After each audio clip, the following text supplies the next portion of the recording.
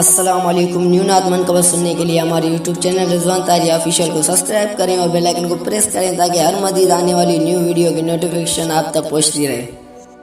आलमा केड़ा बुदाया अज प्रिय जे पार जा याद प्याइन मुखे भी याद गिरा यार जाओ याद गिरा यार जा। आलमा केड़ा बुदाया अज प्रिय जे पार जा याद प्याइन मुखे भी याद गिरा यार जाओ याद गिरा यार जा। दिल मुझे आए मदीने लेती रोए रोज पे दिल मुझे आए मदीने लेती रोए रोज पे हल हलून पार ले जाते मसाइन प्यार जा हल हलून पार ले जाते मसाइन प्यार जा। याद प्याइन मुके भी याद गिरा यार जाओ याद गिरा यार जा।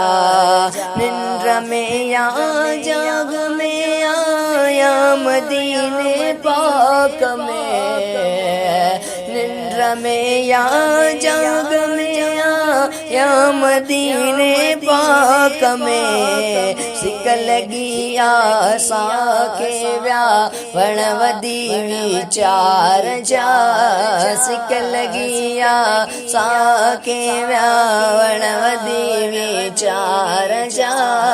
याद प्याइन मुके भी याद गिरा यार जाओ याद गिरा यार जा। आलमा के राम बुदाया अज प्रिय जे पार जा याद प्याइन मुके भी याद गिरा यार जाओ याद गिरा यार जा। सुड कंदे दीव्या दाद सालड़ा सुड कंदे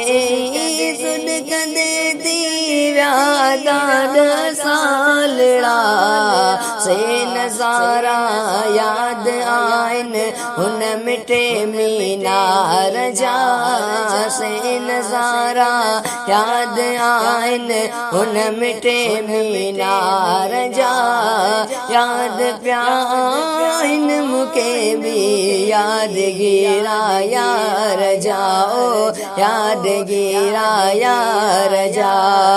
दिल रुबाजे रोज सामू आकबा दीदारड़ा दिल रुबाजे रोज सामू आकबा दीदारड़ा दिल नती तेड़े लगे बस व्या मजा दीदार जा दिल नती तेड़े लगे बस व्या मजा दीदार जा।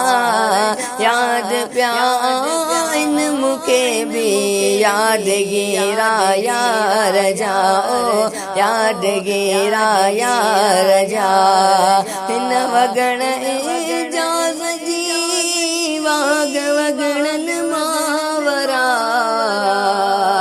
इन वगण एजाज जी वाग वगणन मावरा तोलिका मोलूद सिकमा उन सचे सरदार जा तोलिका मोलूद सिकमा उन सचे सरदार जा। याद प्याइन मुके भी याद गिरा यार जाओ याद गिरा यार जा। आलमा के राबुदाया आज प्रिय जे पार जा याद प्याइन मुके भी याद गिरा यार जा।